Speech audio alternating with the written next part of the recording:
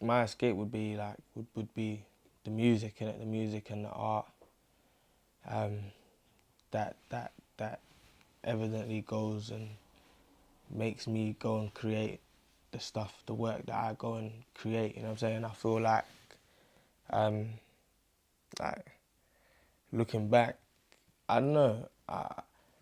Maybe like me having these hobbies and these interests and that, um, like helped me escape the dangers of the real world or whatever. Yeah, I don't know, like as an adolescent, as a teen or whatever, it was like after school I might have bunked lessons like early on in school, so like PE or something. I might have skipped PE to go to my boy's house and go and record some music.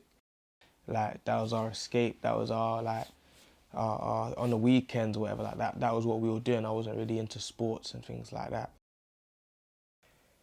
Our escape could and should be something that we live, you know what I'm saying, and then do every day and live. It's like like my escape, like I said, is maybe drawing, reading, making music.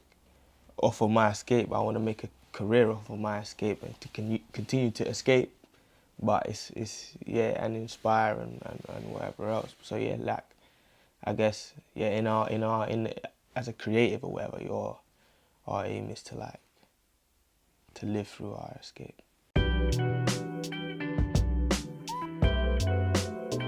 One time, one time, one time, yeah. Mr. Boothe is in the K-Son and K-Son, yeah. I don't, it's not like I make music necessarily. More than anything, all of this stuff is like for myself. Maybe it's like a way of like, I guess like therapy or whatever. It's just like, I don't really make music for anyone else other than myself. I make music I want to listen to, saying the stuff I want to say, I guess. I draw the things that I want to draw. But I guess the message from that is like more pushing individuality and like showing someone, not necessarily forcing my way of things on someone else, but necessarily saying like, if you believe in something, if you want to do something, if you like something, believe in your thing and push your thing. All the artists I like and the people I look up to, I guess, are like, some of them may not be similar, but the one thing they do have in common is that they believe in their own thing and they're unique and distinctive. Yeah, we're having, I don't know if I told you this, but we're almost having like a golden era of hip hop type of vibe right now. Okay. You know, obviously things get there later. So I feel like hip hop is just getting there, not in I mean, hip hop's always been there, don't get me wrong, but in the sense of like options of hip hop, you know, like different styles are arriving to Colombia and people are realizing like, all right, cool, like now we have producers, now we have beat makers, whereas before we didn't have many beat makers. We had a lot of MCs, but with shit beats, man, shit beats. So If my career had taken off when I was like 17, 18 or something, it might have been different. Like, but I guess making music for so long, being in my mid-20s now, like experiencing life, I guess, a bit of responsibility, still doing music, the feeling for doing music, it's like, I've kind of gone through a couple different phases. When I was younger, maybe jumping on the wave and doing music that I felt was popular to get to a certain place, because I felt like growing up, when I got introduced to rap, I guess I felt like I liked the feeling of rapping, but I didn't necessarily know what type of music I liked to make. It was just like I would rap on anything because I liked to rap. So whether that was rap, grime, whatever, like when me and my friend are in London, when we was about 15 to maybe 16, no, I say 14 to 16, maybe touching 17, possibly. Around that time, we was kind of like, we had an interest in so many different things, from like indie to hip hop, R&B, grime. It's a loads of range of different things. And I guess growing up in London, that's what it's like. You're exposed to so many different cultures, and we went through a phase of trying to jump on the wave of what we thought would get us noticed and blah, blah, blah, blah. And like I said, as time went by, as things didn't happen, as I grew up, as I took a bit of time out of music, I was studying art, done my art foundation, I started drawing again, I started just, I don't know, kind of taking that stuff in a little bit more. then yeah, like I kind of got like found the soulful stuff and the jazzy influences. How do those cars park there? Network rail shit. Oh, Because you gotta go down and then that's like the repair yard or some shit. Oh, that? For the trains. Because you know those bridges down there? You seen the football factory? That's where they filmed that. Down there. Millwall. Obviously, I always want to push myself, but in terms of like making music, if I got picked up by or signed, whatever, it's like if I was gonna make pop songs or that music that I didn't necessarily like listening to, I would have gone and done a job I didn't like doing. I wouldn't do music. Now I'm like if I like going forward, any opportunities, like making music, I need to be in control. I be myself, like do what I like to do and be yeah. Because I feel like if I'm not doing what I like to do or making the music I like to make, why am I making music?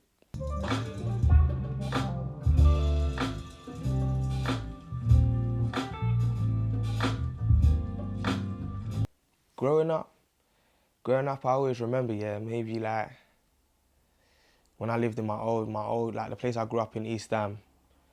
I think I moved there when I was like 1 till I was like 21. So a lot of my like teenage years of making music and early memories and whatever else was like in that household, in that place. And I used to remember, maybe, I'm trying to think what age it was.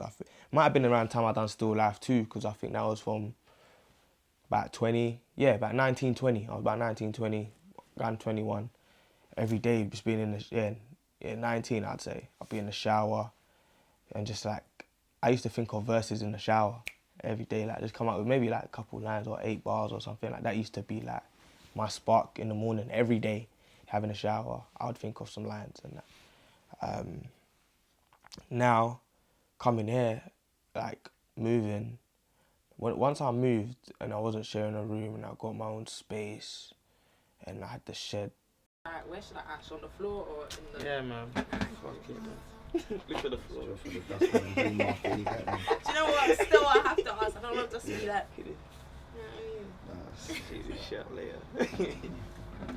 I got this thing here. But word, look how full this fucking thing is, bro. I need to empty this to be fair. Granted. Yeah, Just got, it's a I'll stash. burn it down. It's just me, bro. It's just no. I don't even feel the whole Rizzler. Look, that's how I rip bears of the Rizzler because I don't even feel it to the end. Like, session bag. But when I start making music, yeah, it's so bad. I start chain smoking, bro. I just like that. It's like that. Like I got the shed where I record and stuff. I feel like everything changed. You get me? Like, I don't know, I got real comfortable. Up until that point, from making music at 12, up until the point of being 21, 22, I was always recording at someone's house, at a studio, like never on your own.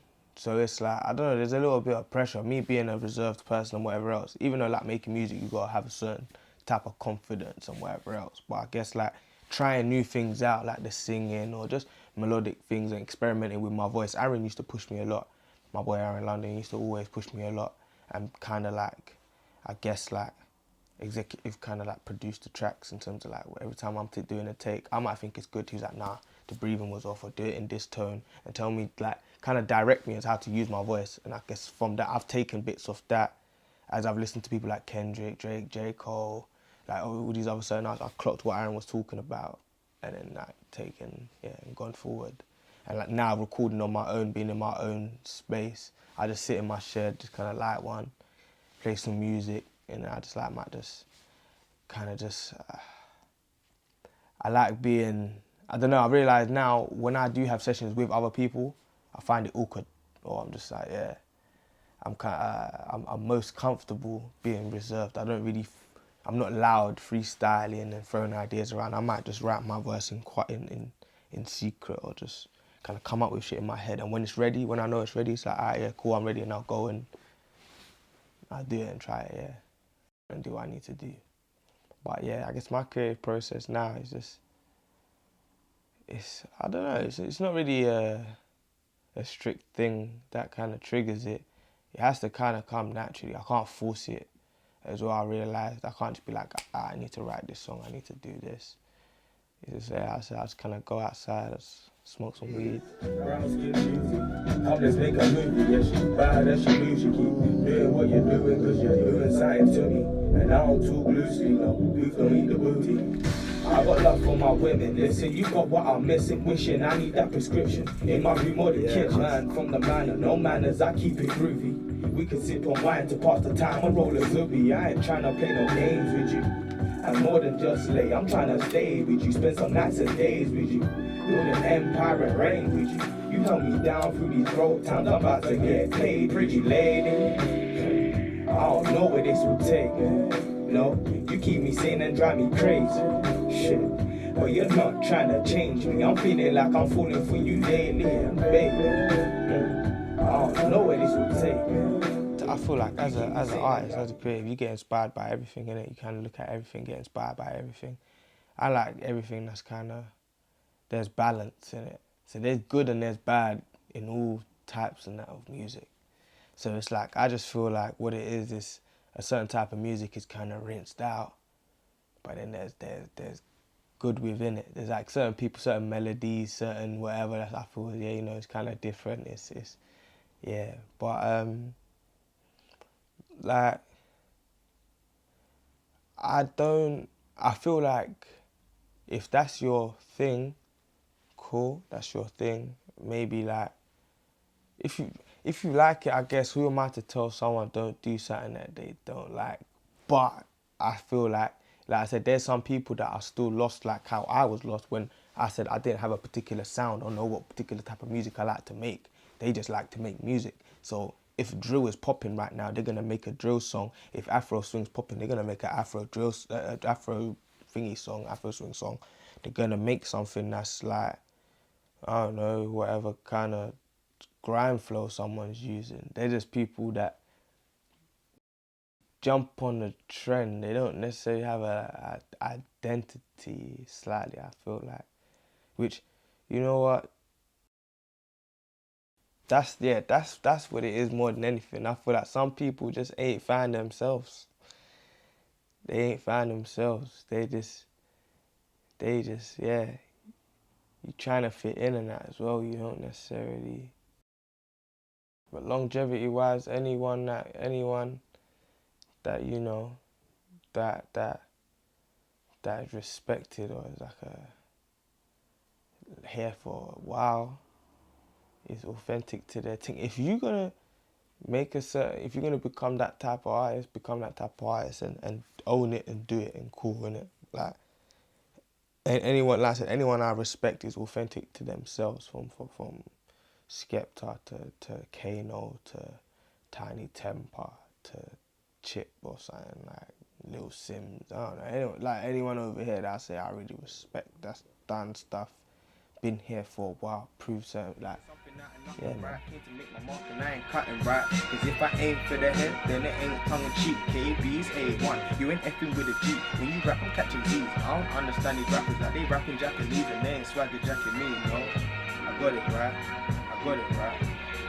Yeah, I told him now. Yeah, like right now, it's mad, like considering the type of music I make, like more and more, my little brother's 17, he's gonna be 18, so like he's amongst that generation that likes what's popping right now, and I've been listening to quite a bit of like, what's his name, Young Adz kind of wavy, what's his name, man, Lowski as well, First Gump, can't lie, I've been banging that a couple times. But like I say, yeah, I like just because I make a certain type of music doesn't mean like, yeah, I'm not like, I don't disregard that, because it's like, but if I go raving, I know a good song is a good song regardless. Something that's wavy is wavy regardless. If it's, yeah, just because it's not my thing. It's only when,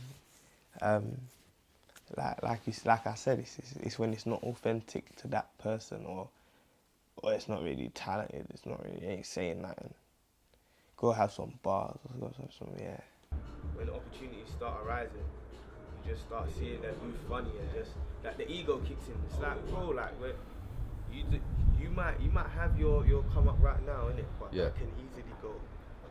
My thing might be slow and that, but you get me like But I'm you'll- gonna be here for 20 years. Like, you get That's me? it. Yeah, That's it. Yeah, and you're Yeah. gonna be pissed in 5 years time when you've had your peak and your downfall. And I'm Man, just recording get my to third peak. album. Yeah, You know, like, get me? chill.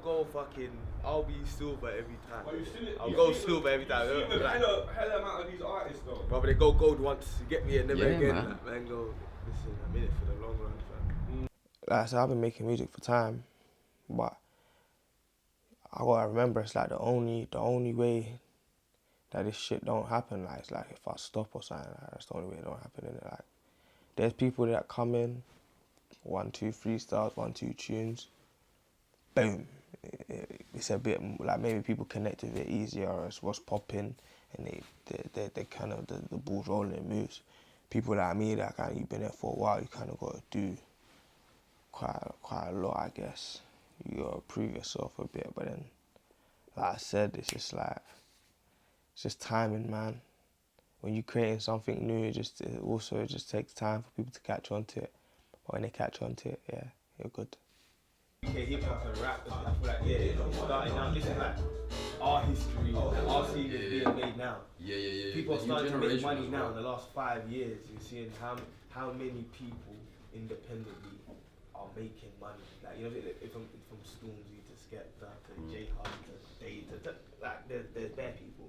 Just seen originators. Yeah, maybe we should like there's loads of people that are actually doing numbers. They're doing well. Numbers. They're IMDb. And we're only UK fam, Yeah. and it's only UK fam.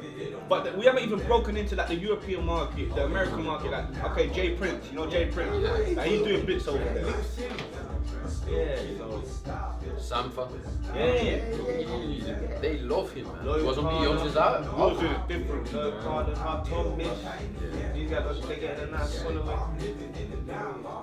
Even I feel like the underground, like jazz scene as well, is going all the way to America as well. Like Yusuf Kamal. Yeah. That guy's hard. Yusuf Kamal, man. He's The fucking album that sick. they put out, man. That's sick. The only white with the black. The Black Focus or something. Yeah, That was sick. that's sick. Because maybe when I made Still Life 2, 21, 20 years old, that was the last time I'd done any, like, I kind of was dabbling with a bit more grimier kind of sounds, like Three Wings and Chips and that. After that, I kind of left that kind of stuff alone. A little bit less experimental, honing in on the soulful, jazzy stuff that I feel like, you know, like Tina Zoo, listening to like guys like Tom Mish, doing like The Wave. I feel like a big part in the growth was probably me having this space. Because like I said, when I made Still Life 2, that was me, Grafter, a couple of Suave Society guys. We were going to Sean's in North, having like group sessions, linking up there quite often.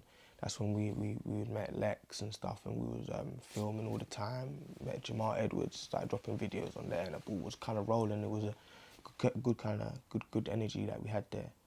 And it was just like after that point, bare things were happening for everyone. Like I'd been kicked out and whatever. Like I was sleeping on my granddad's like floor and like on an airbed for a time, like for a little bit. Grafter had his things going on, Dubs had his things going on. We all had education, like Dub. Yeah, I was graduating and that. Everything was just all a bit. Yeah, like music wasn't, I guess, as a priority at a time when things started to kind of pick up. And then after that, I kind of slowed down with putting the visual content out. And I kind of linked back up with my boy Tax, and I was recording a lot in his bedroom. Lone Wolf 1 was mainly recorded at his, couple songs at Dubs, and a couple songs at Leter's house.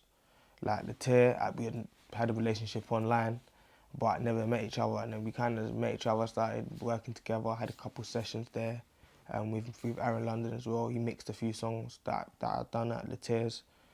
Lone Wolf and Friends, like So it's like that whole year was just me making music and kind of keeping it going. And a lot of the music and the beats were found on SoundCloud, compilations and stuff, free stuff. Off of the music that off of the beats I was finding online and the producers I was kind of liked hearing from these mixes. When I was putting songs out, obviously people that liked their stuff was hitting me up. Other producers that might have aspired to make similar sounding music hit me up. So that's how we started building more original content, original connects. Me and Loop started working a little bit more. Maybe a lot of stuff that I wish I'd learned a few years ago, I learned in later years. Like maybe just in terms of like how important mixing is and certain things. Like when I got my first setup was only a couple of years ago, but that's just due to circumstance and just living situation or whatever. I didn't really have the space to accommodate for that. So I was always using my friends' spaces, I guess. But yeah, like that I feel like that main thing there, that helps the escape. Like even it's like I'm escaping at home now. Like before, like my escape was leaving my house to go make the music and whatever else.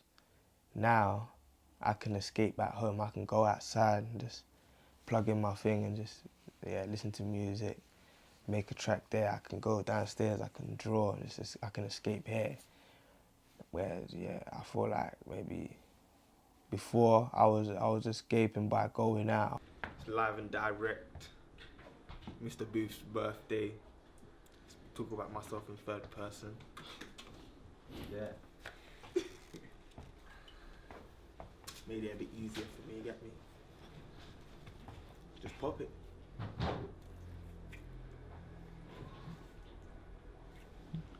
Yo, that is just fucking salsa for you. Great.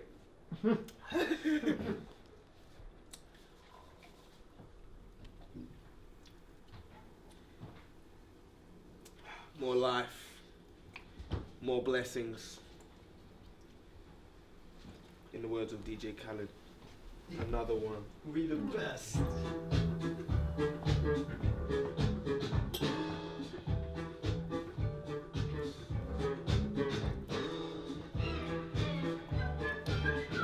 Hey, hey. I had done a show in Notting Hill Arts Club. Off of that, a few guys hit me up. They had a space in Regent's Park. Matt had a place there. And then when we kind of linked up a few times, had a few sessions there. That was the first time in a while that I met someone that was like played instruments and produced on software. Kind of was like multi-talented, like knew how to sample, had a few different things under his belt, and he was part of a band. So really cool link up. And then him and Santi got a place, and then we just kind of been working on a batch of stuff the last few months. And I feel like even the sound that we've kind of created in the last few months, that sound, I don't even know what to kind of call it. It's something totally, I feel like, new or different to what I've done before. But yeah, it's still me. I think like everything, it's just maybe I've just learned the way that I rap, even though I don't use the same flows all the time or whatever else. It's just a tone, a way that I rap. It's kind of, I guess, it's all positive. It's kind of honest. Soon as I roll up, I go nuts. No time to hold up. I've been on waves from a young and that won't stop when I'm older. You know me, I'm barely sober. You so-called, I super so-called. They ain't fucking with our caliber or our... Yeah. Or without, you can put a word in. Over the last 3 years, 4 years, look how many acts have blown up. The scene has blown up. There's so much money in the scene.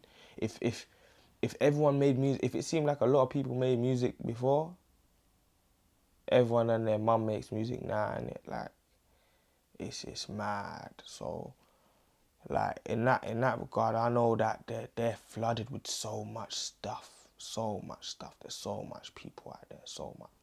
But what I do think is that we just need balance in it. We need a little bit more Like, yeah, we need it, just like more outlets that I guess cater to the more diverse sounds. Because I do feel like there's just maybe even just a lot of negativity, or just, I don't know, man. It's just yeah, obviously, like, so yeah. When you look at like when Skepta kind of blew up, it was like grime, like, you know, like 2013, 2014. Skepta was really like, to me, I've listened to him since 2005 when I was during secondary school. I was listening to boy band, or they had shit in the HMV t-shirts and all these kind of things back then, so people knew about them from early. And then but I guess, yeah, from like, yeah, I think it was like 2013, 2014, when I what That's Not Me. After Blacklisted, so he came out with Ace Hood Flow, where he was talking about everyone in the UK using Ace Hood Flow, that Meek Mill, that kind of double time rap kind of thing that was getting popular. And then after that transition, when he done That's Not Me and Grime, and then, you know, you had Stormzy come up, and we got guys like AJ Tracy and a couple other heads that kind of, you know, the grime scene was kind of really taking off. The eyes were on that. Then it moved over a little bit as it to that, to what, the Afro scene. You got J Hus, Young Bane, Kojo. I guess around that realm of people kind of came. And then the drill. Now it's back both. I feel like drill and the Afro, they kind of like, it's like mainly that. Grime kind of fizzled, I guess, a little bit. Unless it's like I said, those prominent names. I don't really see the scene. I didn't see it continue to grow per se, but I don't know. Maybe because I don't really listen to it as much, but that's just, I don't know, the outside looking at it. I feel like it blew up mad worldwide. Or if like, I guess a few people, like the scene in general blew up worldwide, but now it's like it's a rap. The rap Afro swing kind of thing is there, and I just feel like, yeah, we've got a couple styles of rap now, because I feel like, you know, as well as the drill scene is very big, but you got Nines, Gigs, like the road rap, which is kind of a bit more, which was just coming up. So it's just more, you know, I feel like the conscious rap, the chilled rap, the other angles of, you know, the other artists like myself need to kind of come into play, and I feel like that will happen over the next couple of years. I feel like even R&B and these genres need to, you know, like, there's a lot of people making this type of music. People just need to hear it, because it's like when people do hear it, they love it. So I guess maybe, yeah, the people, the curators and the people just need to push it. If they do push it, you never know what people's response to it may be. Instead of playing it safe and just supporting the type of stuff that does come out, take the risk a little bit, I guess, or kind of control, try and control what, because in a little sense they are kind of in control of what people like and what people listen to and what the kids are, but we also have even more control when making the music. I just keep riding the wave, keep my heart locked in a safe. Got something roll for the pain. Still got a smile on my face. Yeah. Still got the fam on my case. Yeah. Praying that it takes off soon. Yeah. I don't know how long I can wait. Yeah. Man, will I make it out? Only time will tell. Still super keen, like I don't need a kill. Things like that. I always see myself, once I've got like the full time to do music and art full time, come up with, like, kind of bring a lot of these ideas I might have in my head to life.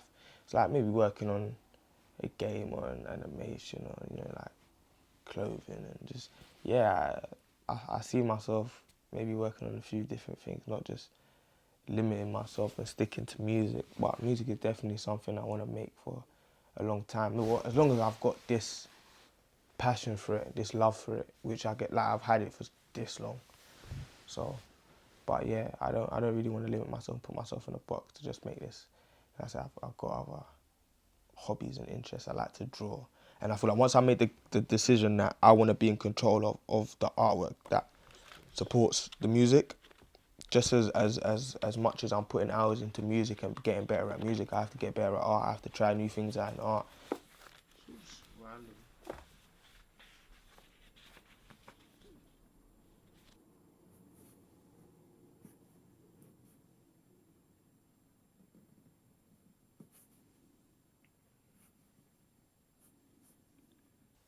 I guess like success is like subjective, innit?